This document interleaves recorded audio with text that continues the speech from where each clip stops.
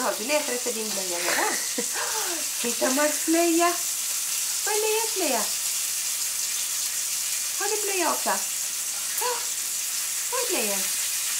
Där är den. En blöja. Det är Max blöja och Leas blöja. Max vill inte kissa i blöjan. Va? Vill man inte kissa i blöjan? Max kissar på golvet. Ska man kissa på golvet? Ska Max kissa på golvet? Och så kommer boven. Ja, är det din blöja där nere? Vad är det för någonting då? Är det en bok? Bok. Det är en bove. Och boven ska kissa blöjan. Va?